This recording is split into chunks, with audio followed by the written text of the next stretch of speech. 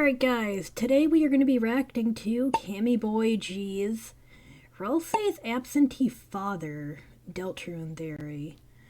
I don't got a dang clue what this is, but I've seen a few other people reacting to it, so it must be good. I mean, I have questioned if Ralsei's a prince, then who is the king? Because you can't be a prince without a king, right? A prince comes from a king. That is a theory that I have thought about for a while, but I've never really seen anyone go into it. But this video is almost an hour long, so I'm really curious on what this could possibly be. How could you go almost an hour into debating over his father, who his father could possibly be? Alright, let's get into it though. I'm really curious. To Detective Cammy's Capers and Japers. Today we join him on the verge of solving the infamous Alistair from Ralsei case. Spoilers for Undertale and Deltarune ahead. Oh, I can't wait for Hasbin. Mr. Ralsei, is it? Or perhaps the pictures I in the should say background, though. Prince from the Dark. Delta Warrior number 3. The Fun Gang's resident toothpaste boy. Yes, that would be me, sir. Oh my god, he's adorable! Very, very interesting. Are these animations they made on their own? A Prince from the Dark, when a prince is the son of a king, and yet that is true. That's what I was literally just saying. Care to explain that, Mr. Toothpaste? Well, darkners don't have parents in the traditional sense. Perhaps I could explain it to you over Dolphins and the dogs. Oh, you're a dark. Wait, did that say Danganronpa? I'm gonna rewind. Did I read that wrong? In the traditional sense, perhaps I could explain it to you. Oh, I thought that said Danganronpa edition. I read that wrong. Oh, you're a darkner, huh? Then answer me this. Why don't you follow the rules other darkners do? Literally. Why doesn't your fountain act like other fountains? Literally. He's asking the important questions. In the first place, why do you have knowledge of things you couldn't possibly know about? Literally. And what else are CammyboiG here asking the questions everyone wants to know. Literally just a little guy. He is a little guy, though. But mark my words, I will. The hat on top of their ears.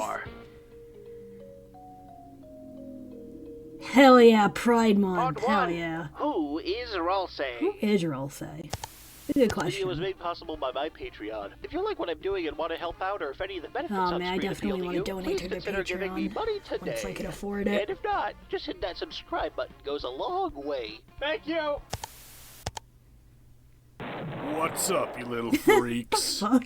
If you spent any amount of time in the Deltarune community, chances are you know of the many reasons why this little fruitcake is one of the most hotly debated topics in the fandom. Despite his fluffy boy appearance, Lil Bro is suspicious AF. Is he hiding something from us? Is he secretly evil? No. Is he a lightener or a darkener, or perhaps a secret third thing? Is he Azrael?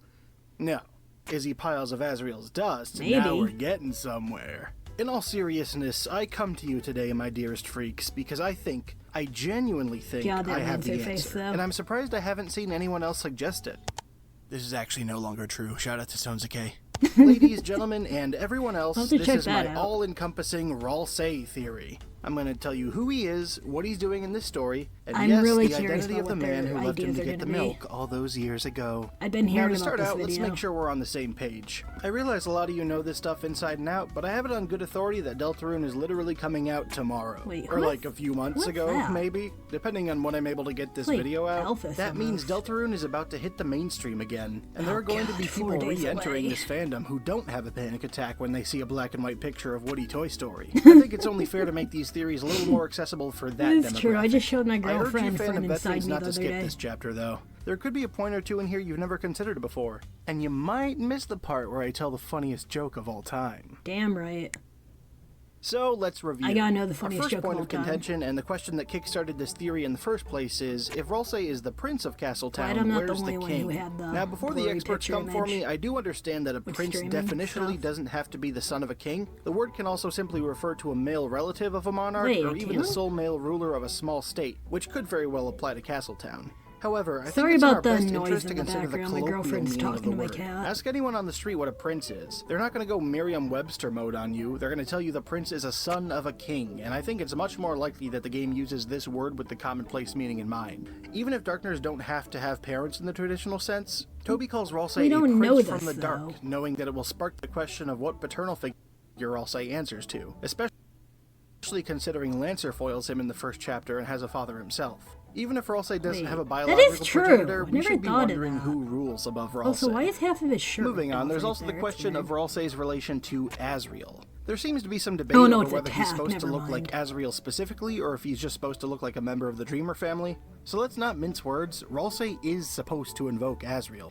His talk sprite has outward-facing horns with a hair tuft between them. He's a total sweetie pie with a dislike for violence. He likes to sing. And I cannot stress this enough, his name is an anagram of Asriel. It's true. I really feel like that one gets lost in the weeds sometimes. For me, All this accounted for, though, he's also definitively not Asriel. He looks to be physically Chris and Susie's age, despite Asriel being college age. He comes across as socially ignorant when compared to the wildly popular boy we hear about in Hometown. And of course, he seems to have a crush on Chris, which I can only hope was not true of Asriel. Put all this together and we're left with a character who has an undeniable connection.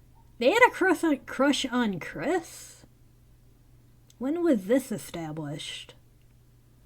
Wait, what? I gotta hear that again. What? We're gonna be doing a lot of rewinding in this. Specifically, or if he's just supposed to look like a member of the Dreamer family. So let's not mince words, Ralsei is supposed to invoke Asriel. Okay. His talk sprite has outward-facing horns with a hair tuft between them. He's a total sweetie pie with a dislike for violence. He likes to sing. And I cannot stress this enough, his name is an anagram of Asriel.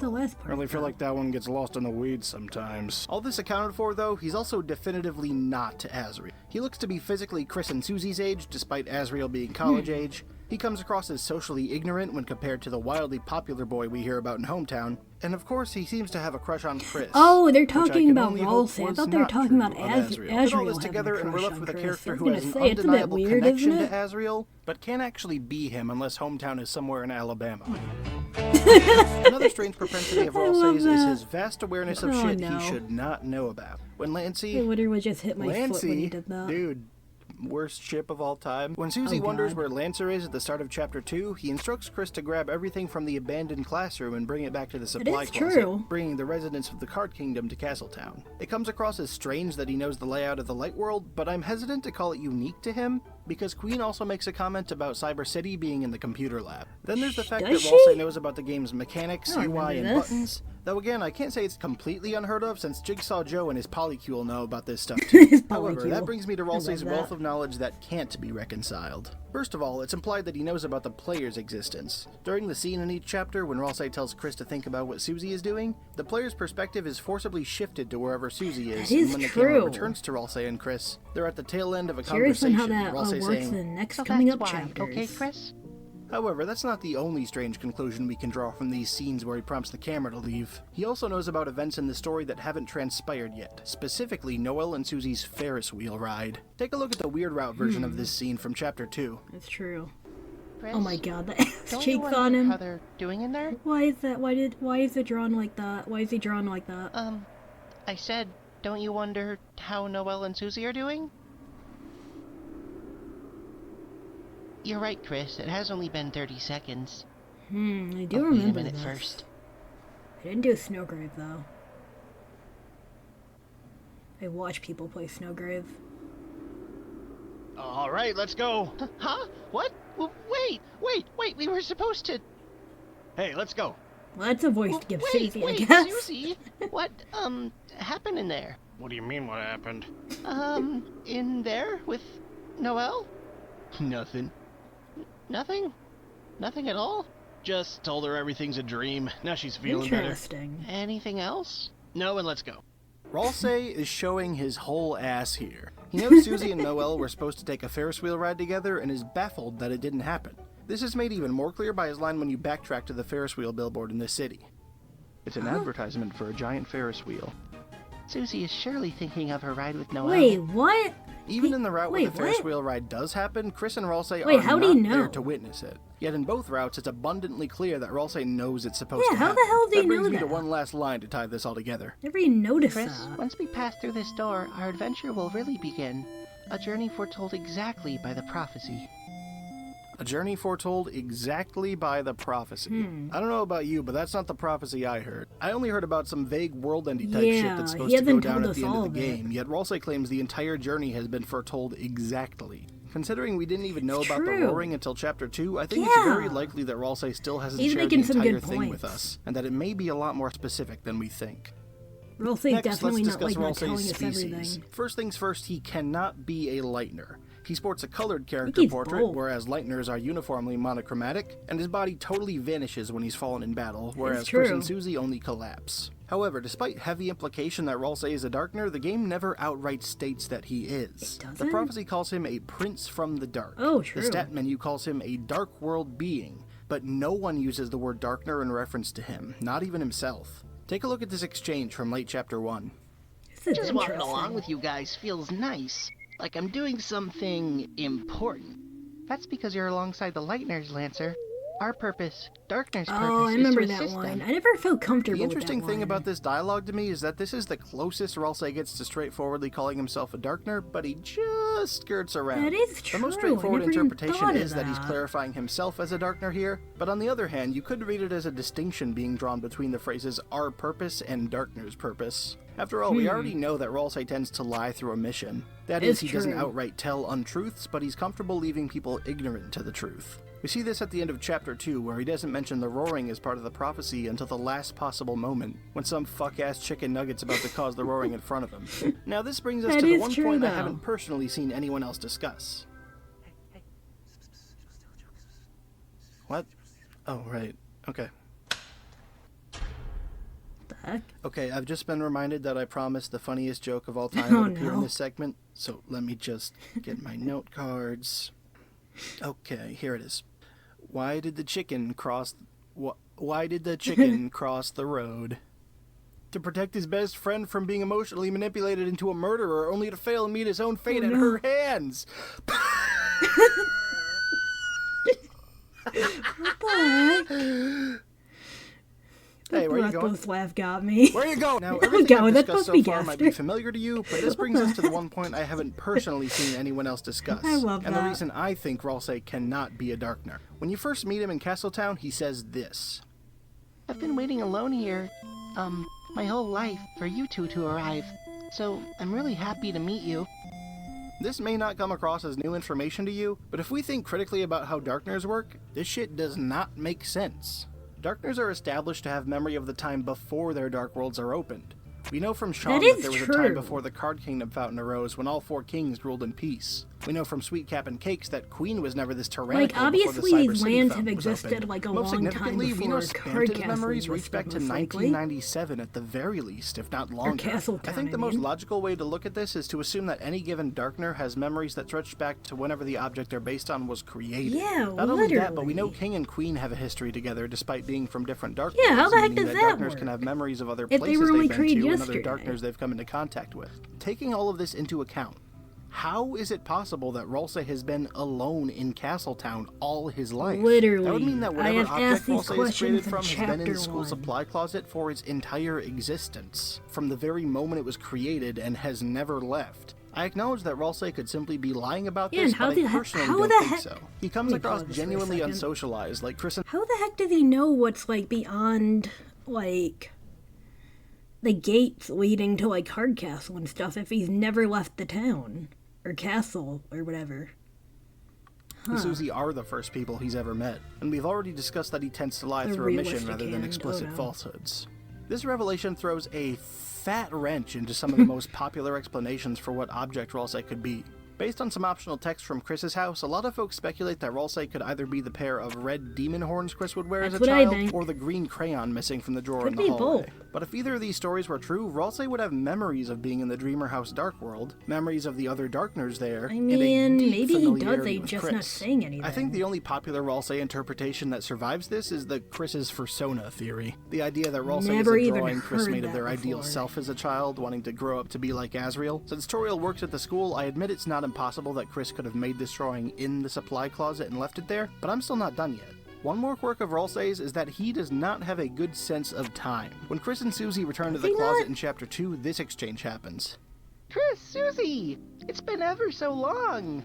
Yeah. It's been, what, a day? Oh, I know this one. That is short, isn't it?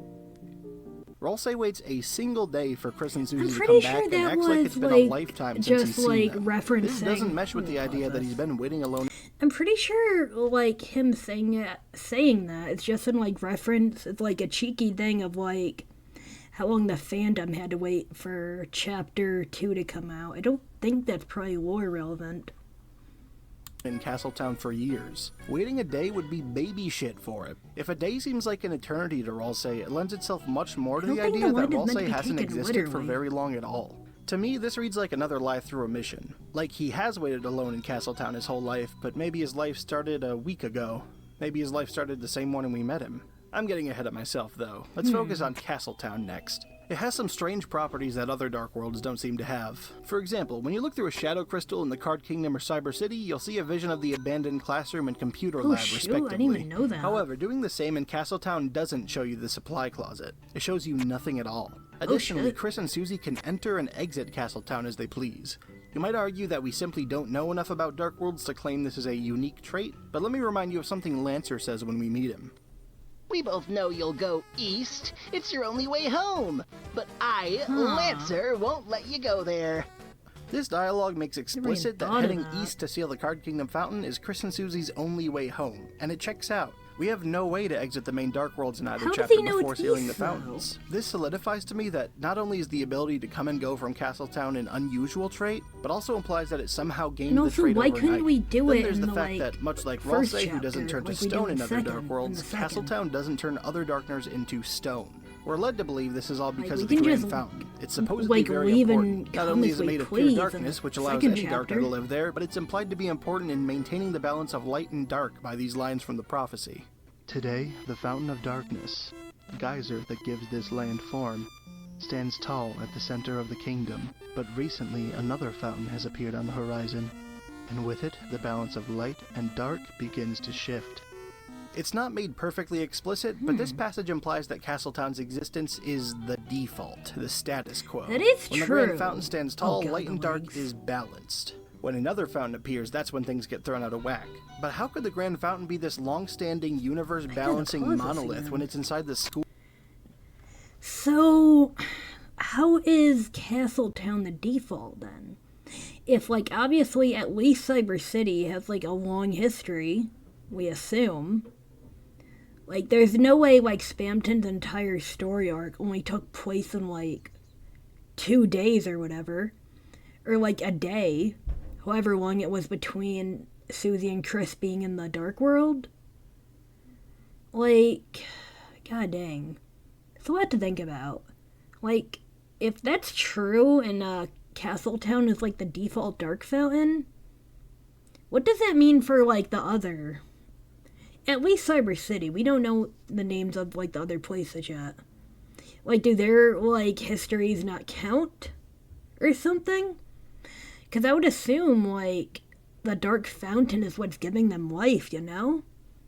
But if the Dark Fountain is what's giving them life, then how long have the fountains actually been open? I don't know, it's hurting my mind to think about. School supply closet.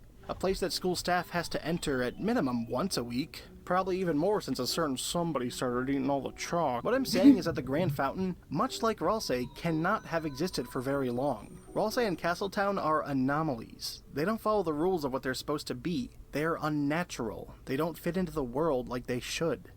Something doesn't smell quite right here, and trust me, it's not me. I checked. And that's not even the beginning of the dirt I have on you. How do you like them apples, goat boy? I love apples. And I love cake. And I love my friends Chris and Susie. Oh, cute. And now that you know I mean serious business, maybe you'll cooperate. Sorry about the talking in the background. What is your relationship to this man? I'm sorry. I can't seem to remember who that is. The heck? Oh, wait, sorry. This man! Oh, God. That's my dad. Wait, really? Oh, no. Look at it. He wasn't supposed to say that. This must be exactly what he wants me to think. I'm caught right in his If trap. that and I ends up didn't being even true, know that'd be it. hilarious. Unless, of course, he's using reverse psychology and wants me to think I'm in his trap when I'm on the verge of finding him out. But that, of course, would be ignoring the possible inverted reverse psychology, where he wants me to think that I figured out I'm not in his trap, when in fact I'm in a larger trap around that trap. Shit. If only I could read his mind.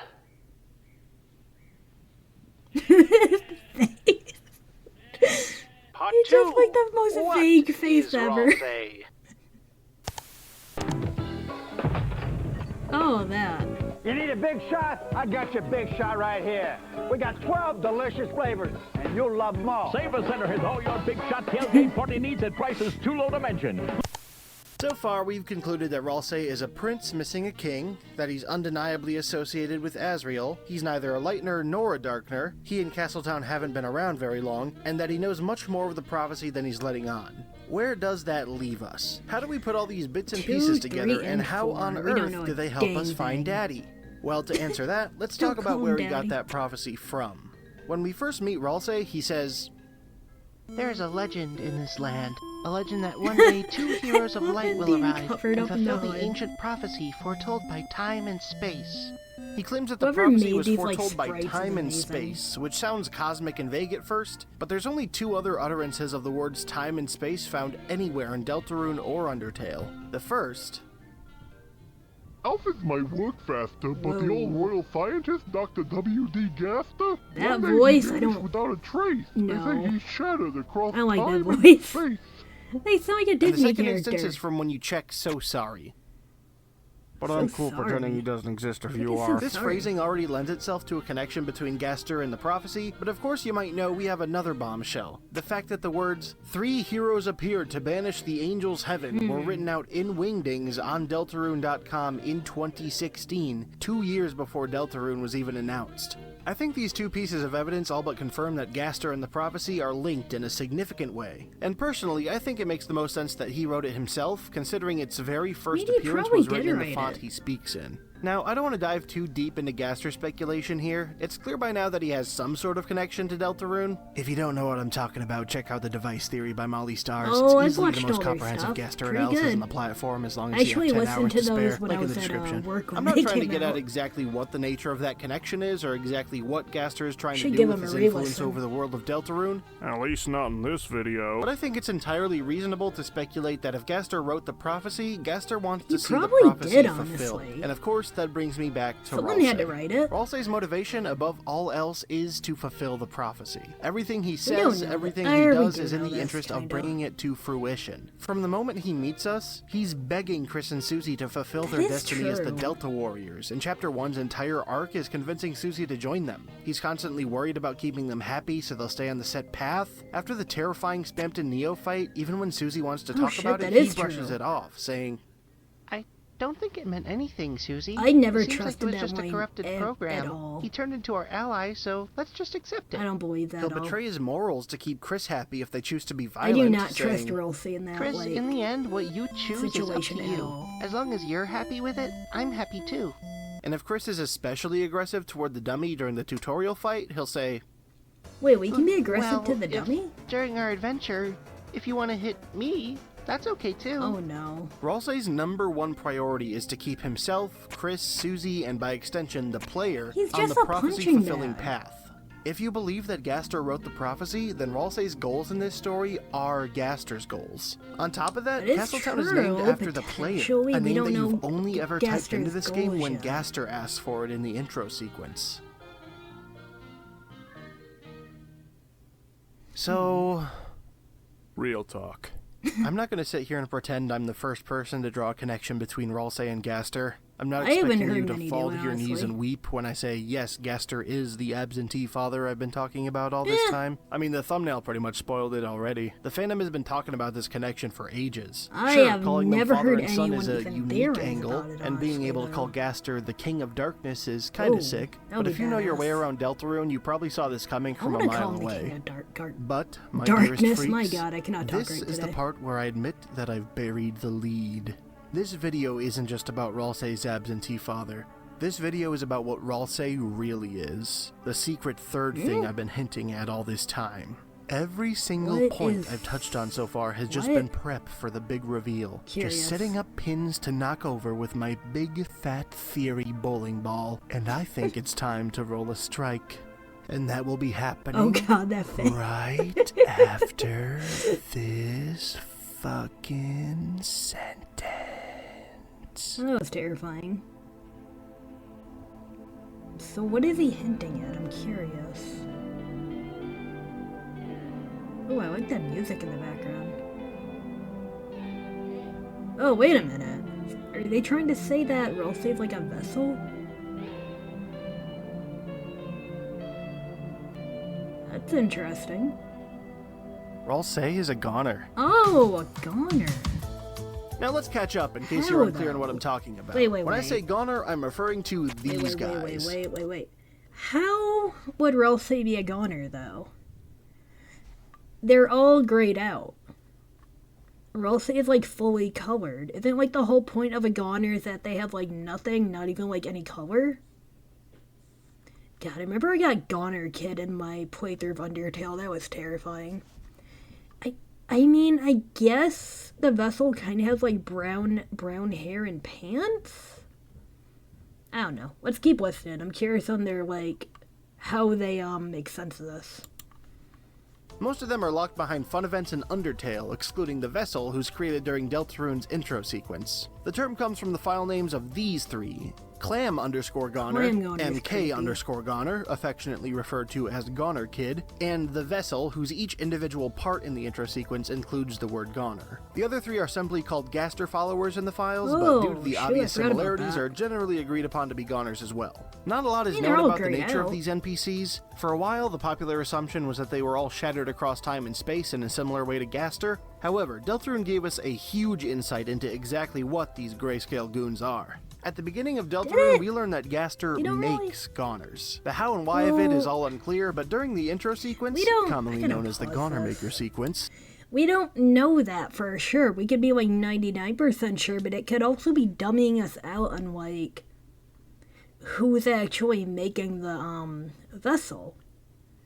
Like, we don't know if he actually creates the Goners yet. Let's see. Gaster offers us several different options to customize our Goner, assembles it for us, and allows us to name it before it's ultimately discarded. The hypnotic background of this sequence features an image called image_depths in the files. This same image is used one more place in the game, as the texture for a dark fountain seen up close. The depths are also only mentioned once, in a foreshadowing line from Jevil. Soon the queen returns and hell's roar bubbles from the depths.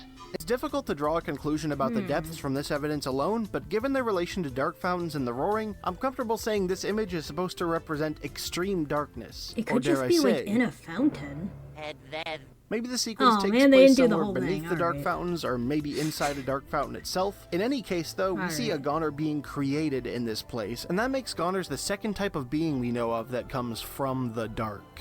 Now, I know what you're thinking. That's true. Hey, you stupid fucking fuckface, why isn't Ralsei fucking gray? Literally. While I do think you could stand to be less vulgar, I do have an explanation That's exactly for that. what I'm saying. Goners do not have to be gray as a rule. Sure, they tend to appear grayscale by default, but think of Clam Girl. She's fully colored for the majority of the time you speak to her, only turning gray for the very last line before she disappears. You might argue that this isn't the same person and that Clam Girl is replaced by the Goner version, but I wouldn't agree. Her dialogue reads like this. So you never met my neighbor's daughter, but please don't despair, because the time that you will meet her is fast approaching. God, so creepy. I think the fact that she changes while talking, yet still finishes the sentence she started, lends itself to the idea that this is the same person. I don't think Not to mention, when she teleports away, regular Clam Girl doesn't come back in place of her, she's just gone. And of course, none of the other Goners replace the NPCs they're based on. So who's to say the other Goners don't have a non-grayscale appearance as well? Another similarity I want to point out is that Goners, as a rule, are all based on a pre-existing person. I'm not sure exactly why. Maybe Gaster has some sort of intention behind it. Maybe it's somehow a limitation of the creation process. But each Goner uses an existing character as a base, making heavy alterations to their features, but keeping their general body shape. Most of these are self-explanatory. Oh, they're talking about expressions, clothes, and body patterns. But once again, let's take a look at Clam Girl in particular. It's tempting to just list her colored variation as the NPC she's based on, but since I'm arguing that the colored variation still is the Goner, I want to make the argument that she's actually the Goner version of Clam Guy. Clam Girl and Clam Guy have identical silhouettes, just mirrored. And NPCs with identical silhouettes are very rare in Undertale. Each one has their own awkward MS Paint charm, even members of the same species. But the clams are two versions of the same sprite, just with a different color palette and a crown switched out for a leaf. Hey, you know who else looks exactly like a pre-existing character? I want to go back to that. What is the difference between those? Where was it? Right here? Different expressions, clothes, and body patterns. But once again, let's take a look at Clam Girl in particular. It's tempting to just list her colored variation as the NPC she's based on, but since I'm arguing that the colored variation still is the Goner, I want to make the argument that she's actually the Goner version of Clam Guy. Clam Girl and Clam Guy have identical silhouettes, just mirrored. And NPCs with identical silhouettes are very rare in Undertale. Each one has their own awkward MS Paint charm, even members of the same species. But the clams are that one. These are the only other identical silhouettes I could find. They're all encounterable enemies. Wait a minute. What is the difference? I'm legitimately confused on what the difference between these two are. Two versions of the same sprite, it's like just with a different color palette and a crown switched out for a leaf. Hey, you know who else looks exactly like a pre-existing character, but with altered colors and clothes? It's true. Fucking this guy. The last point I want to make regarding these guys is their ability to teleport. Both Gaster Follower 2 and surprise surprise Clam Girl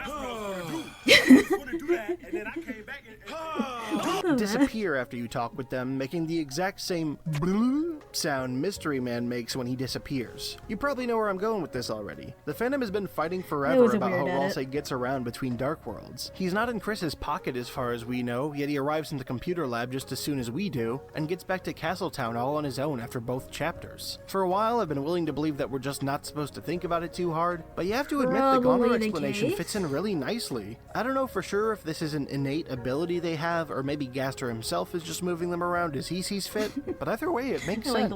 Essentially, what I'm proposing here is that Gaster isn't Ralsei's father in a biological sense, but in the sense that he creates Goners, and therefore he created Ralsei. Ralsei was inserted into this world, and by extension this story, to play exactly the role he's playing. He's here to guide Chris, Susie, and the player through the story and fulfill the prophecy, all according to Gaster's will. Castletown fits this mold too, an artificial dark world that doesn't seem to naturally fit into the world at all, but serves as a plot device to put things in motion and a home base for the heroes later on.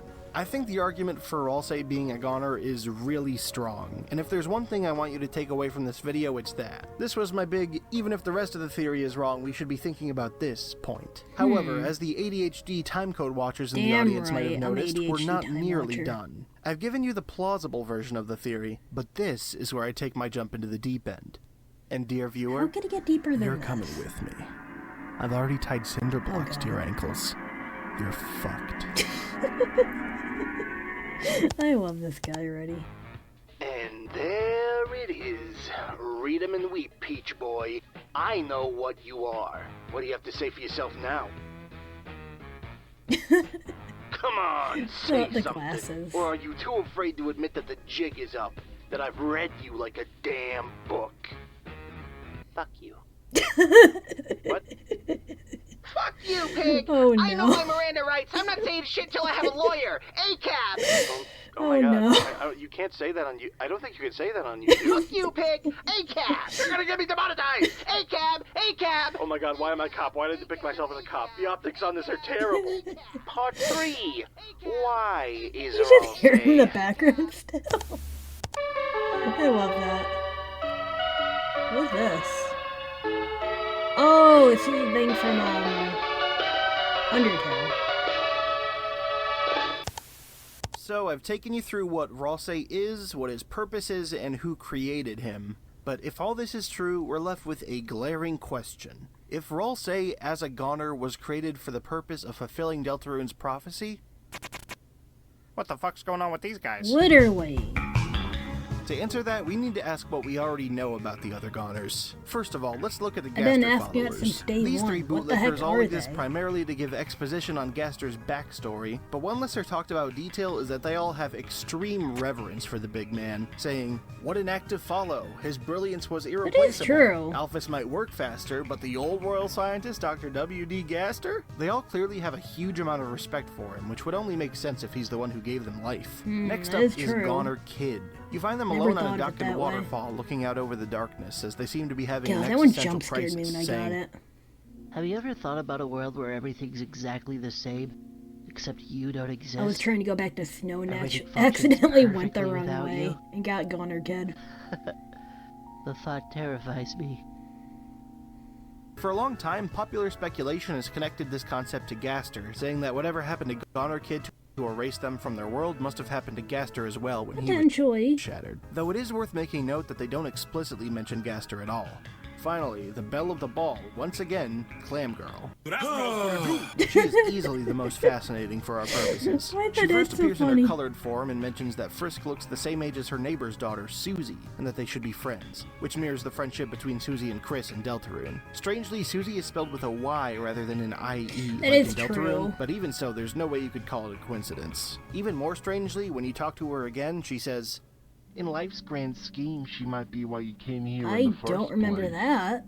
Finally, only in an update made to the Switch version of the game a few months before Deltarune's release, if you talk to her after fighting Asriel on the pacifist route, she says that the time we'll meet Susie is fast approaching. And that's where she turns grayscale. Not only that, but talking to her in this update will also change the photo album in Sans' workshop to say "Don't forget."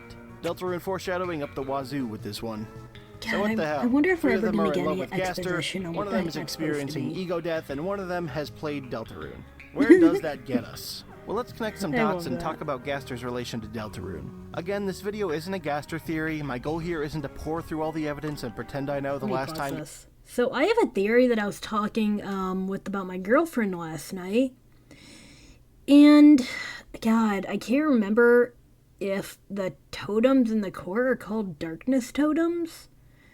But what if, Gaster was looking for shadow crystals for some reason, and somehow it resulted in him falling into a dark world he created. Like, he created his own, like, quote-unquote, like, what's it called again? A void, I think people call it? Like, what if that's what they created, trying to get shadow crystals for Undertale's underground? I don't know.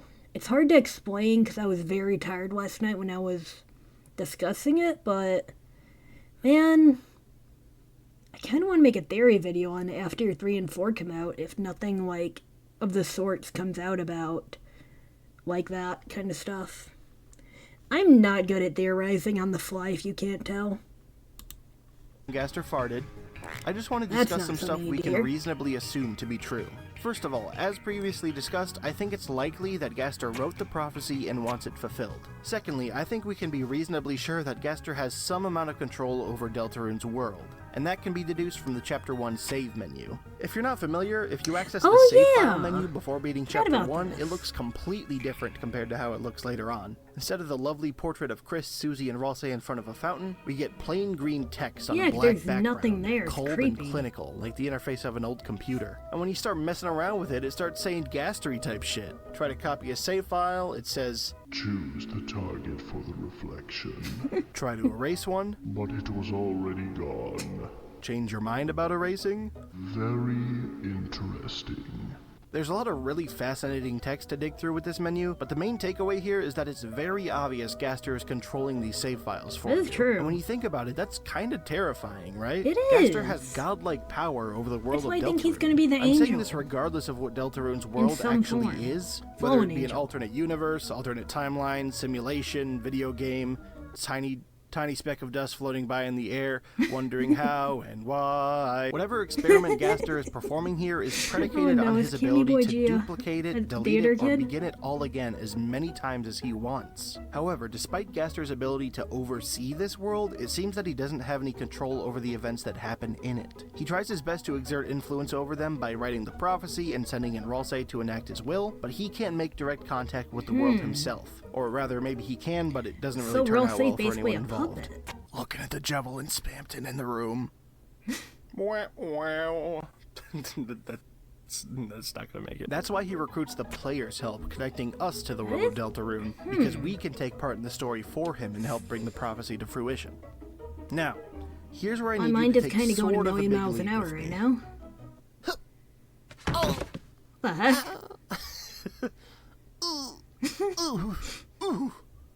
Oof. If Gaster has the power to replicate and reboot this world at will, who's to say he hasn't run this experiment before without our help? Is it possible that he's tried to fulfill the prophecy before Maybe he knew we about showed timelines, up, but failed and had to start again? Now, maybe you're thinking to yourself, hey, isn't this just time loop theory with extra steps? Basically. And to that, I say, shut up. But basically, here's what I'm proposing based on all this. What if Ralsei isn't the first goner to take up the mantle of Prince from the Dark? Have you ever wondered what the deal with Ralsei's cloak is? Why is he wearing that when we first meet him? The easy answer is that he's wearing it to hide his true appearance from Chris and Susie, but he hides his appearance behind his hat the entire chapter. Doesn't it seem redundant to have an additional piece of clothing to hide behind, only to remove it? I'm kind of convinced that Ralsei is a puka, just kind of taking it's like a little shadow creature, just kind of taking the shape of whatever is convenient at any given time.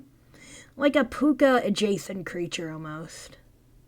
Minutes after meeting him? And why is he wearing this cloak in the imagery from the prophecy? When the silhouettes of the human, monster, and Prince from the Dark show up, the human and monster are very clearly supposed to look like Chris and Susie, yet the Prince from the Dark looks nothing like Ralsei. It's intentionally I think it's because vague. this cloaked appearance wasn't made to just be Ralsei. It was made vague enough to resemble anyone who puts on the cloak. Picture this. Gaster boots up a new save file, sticks in an all-new goner to fill the Prince from the Dark role, or Princess, I guess. Thanks for making me mention you again, Clam Girl. And watches as they try to guide Chris and Susie through the prophecy. When they fail to make the prophecy come true, they're discarded, much like what happens to the goner we create in the intro. And these discarded goners, the ones who tried and failed to fulfill the prophecy before Ralsei, are what I think the goners from Undertale are. It all clicks together. The Gaster followers have this godly reverence for him, which would make sense if they feel they've disappointed their creator in some way. Clam Girl knows who Susie is, and here's the one that made my own jaw drop. Goner Kid is deathly terrified of a world that functions perfectly without them. It is true. Which would make perfect sense if they were created to help this world function, but failed and were banished from it. They fear their own inadequacy, that the world functions perfectly without them. I didn't even think of the I think this even lines up with the other way the term goner has been used in these games. At the end of Undertale's pacifist route, Azrael's big final attack that deletes the universe itself is called the Hyper Goner. I think that lends itself to the idea that a goner is someone who's been unnaturally deleted from the universe they reside in, which would also be true of the failed princes in my interpretation. Of course, that would imply that goner is a universal term and isn't actually the word for the kind of being that Gaster creates from darkness, which is why I've taken to calling them pawns. Now, before we're done with this section, there's one more stretch I want to make. First, I want to establish something we can most likely agree on. If you believe the popular theory that Undertale's Sans comes from Deltarune, and you should, it's basically canon at this point, that means that Undertale has to come after Deltarune. Even though they're in separate universes, you have to believe that the events of Deltarune precede Undertale's events to believe that Sans wants to return to Deltarune. That is true. Now, here's my last proposition, and it's going to take us all the way back to the state of theorizing in 2018. What if Ralsei really is the river person who's been discarded after the events of Deltarune? I haven't heard that in 85 years. Yeah, I know, back then the comparison between them basically just came down to the cloaks being similar, but those are some similar fucking cloaks, dude. Not only that, but just like Clam Girl, the river person knows all about Deltarune. They know about Onion San's song from the sea, they know about Gaster, the man who speaks in hands, and they know about Sans, the man who came from the other world. On top of that, they both like to sing, and they both use the same text sound. Okay, my theory around the river person is maybe they just knew who Gaster was. Maybe they're just old. And also, actually, I don't have as much to say about that as I thought. Because I just realized, yeah, maybe they knew Gaster, but how the heck would they know that Sans is a time traveler? Huh. Should have thought about that before I said that.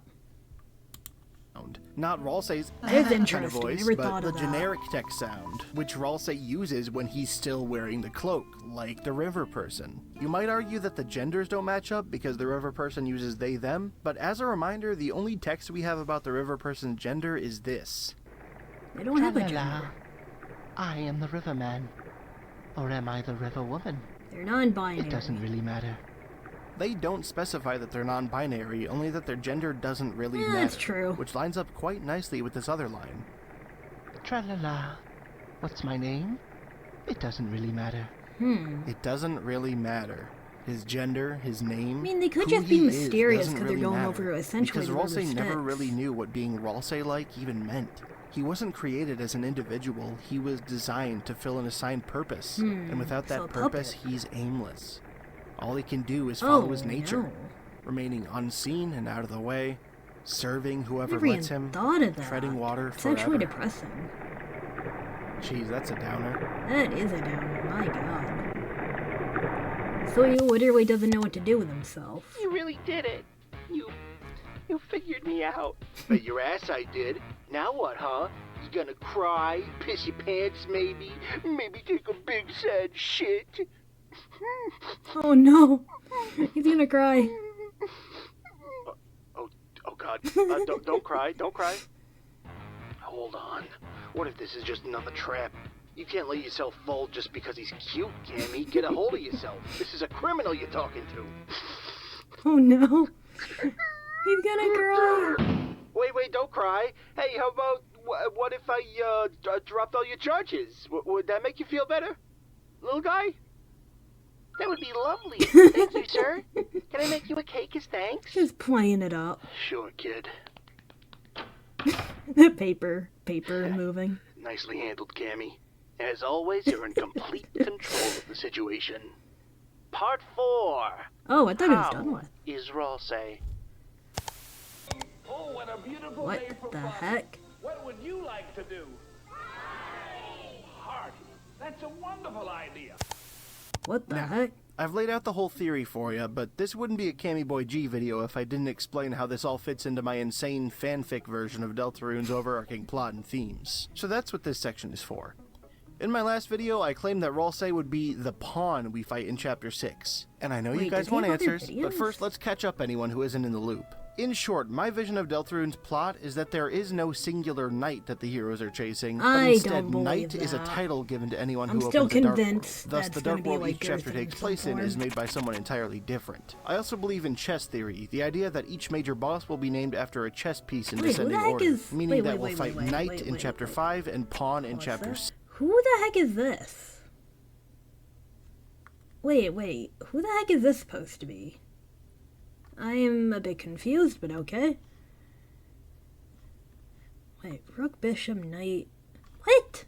Let's rewind that a bit. I'm confused just a bit.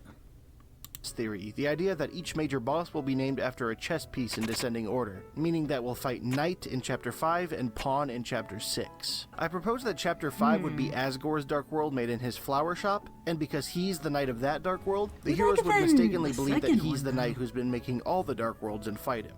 That would then lead to Chapter 6, where they discover Pizza Pants' fountain in Ices and are completely blindsided, thinking they've already stopped the night. This fountain being in such a public place would fully let the secret out, teaching all the town about Dark Worlds. Fountains would begin sprouting up all over town, and Noel's fountain, the Angel's Heaven, finally ushers in the roar. If this sounds far-fetched to you, it's because it is, but please watch my other videos on the matter before you're mean to me.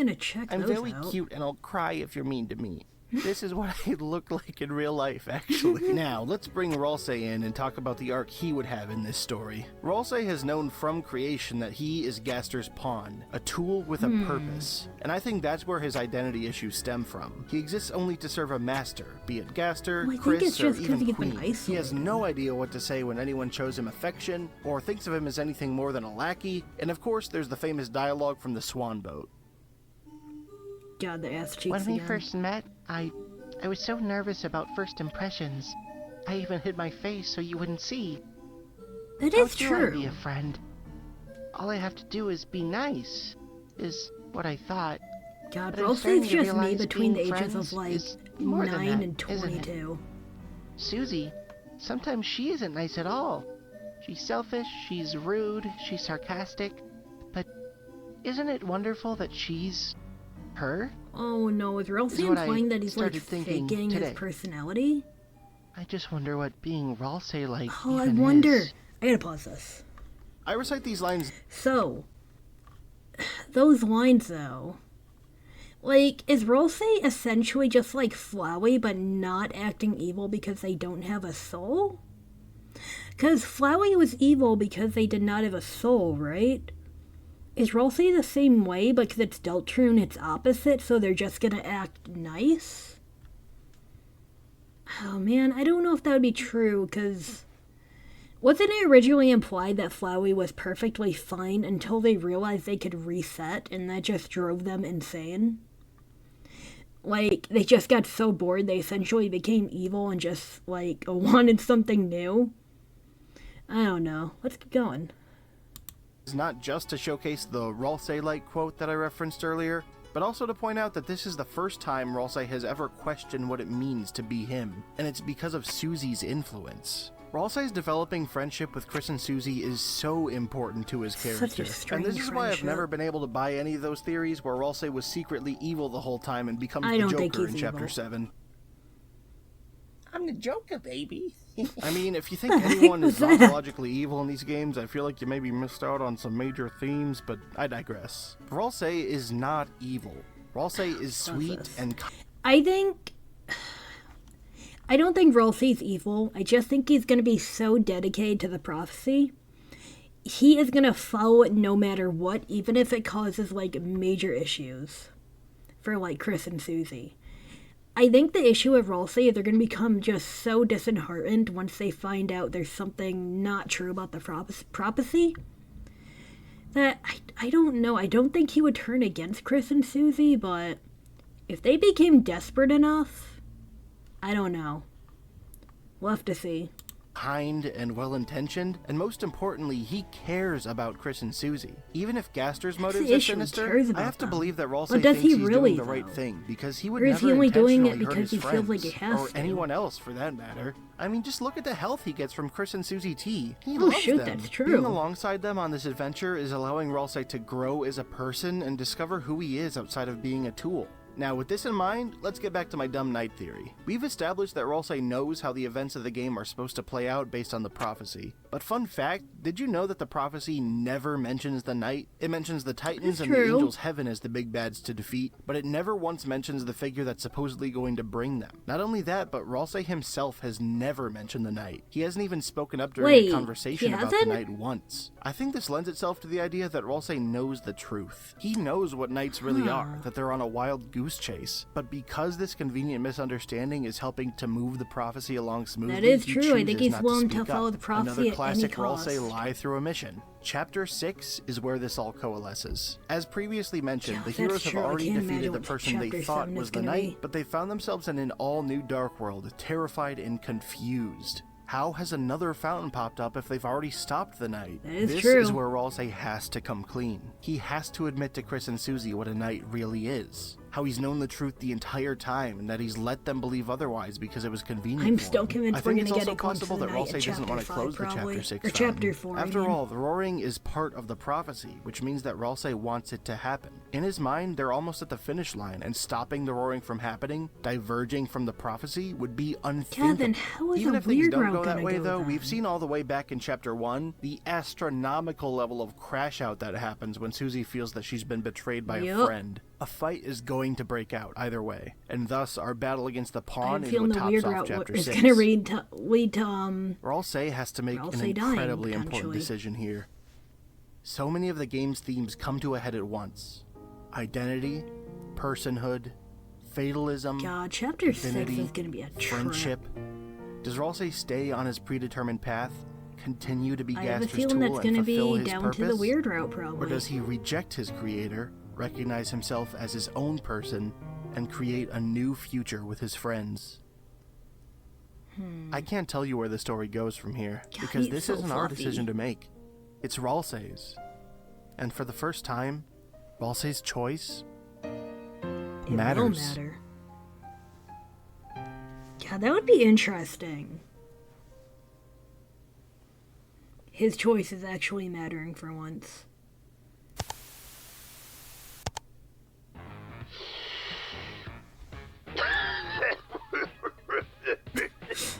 We did it, Cammy.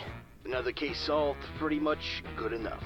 Shame the poor kid had to get mixed up in all of it, though. Can only hope he makes the right choices from now on.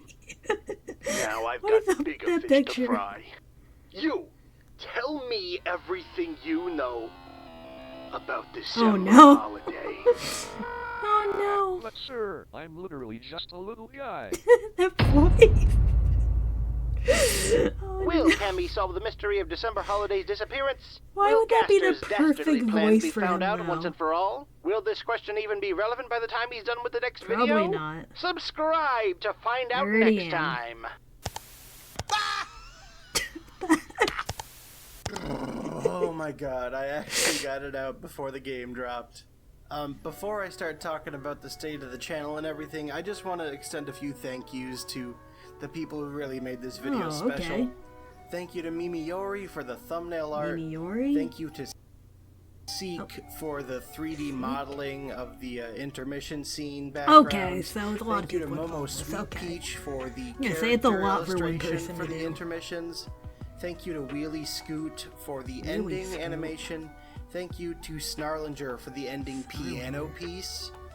And thank you to Space Core for help with modding Deltarune. The video simply could not have been what it was without all of your help, and I'm so grateful and so happy with how everything came out. Oh, and also thank you to the Winterer for providing a single voice line in this video. That's right. There's a single soundbite in this video that is in fact not me talking, but the Winterer. Did you notice?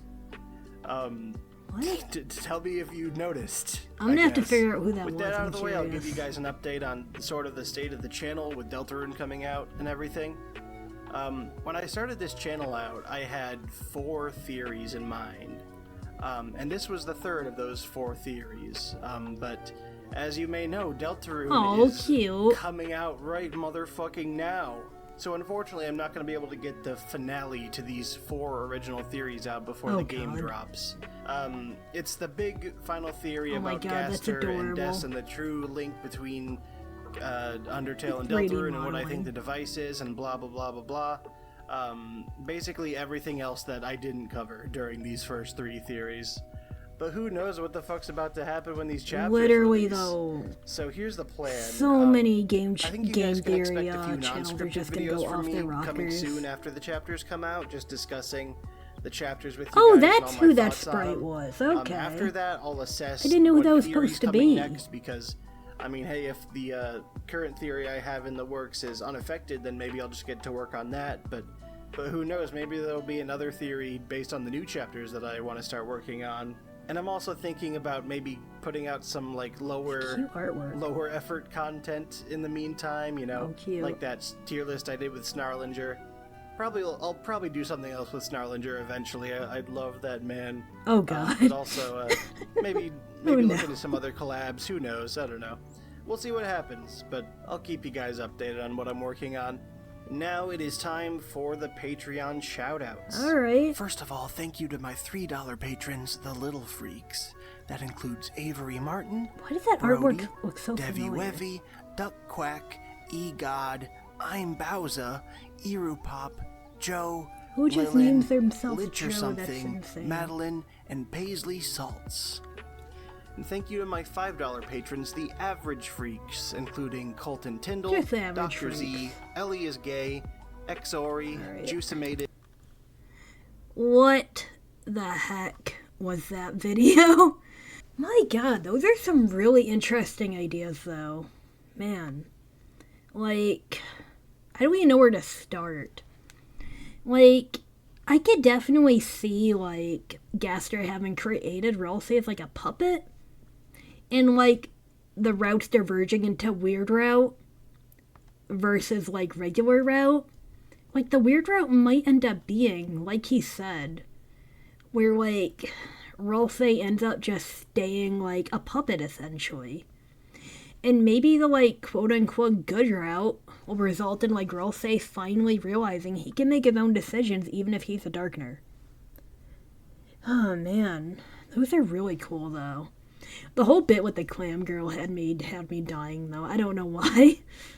Just the fact that they have that like their colored sprite and they want all the attention. That shit's funny as hell.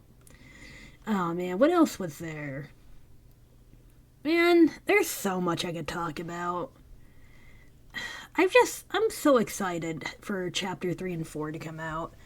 I literally just worked 6 days straight so I could have the 4th off.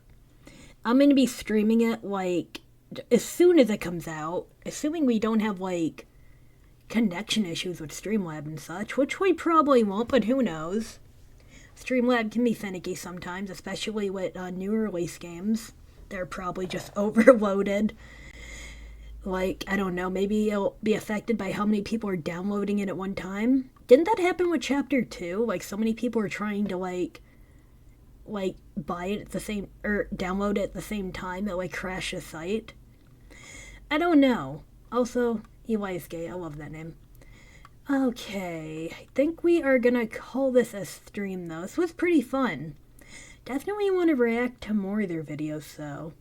I'm definitely trying to get, like, more into, like, reaction videos just because they're, like, really fun and different than just straight-up gaming constantly. Like, I want my channel to have more variety. Like, man, I have so many things I want to react to, though. Especially with, Deltarune, though. But also, there's a few other things I would like to react to eventually. I'm going to keep those a bit of a surprise. But I will definitely see you guys next time on Candy Got Gaming. Bye-bye.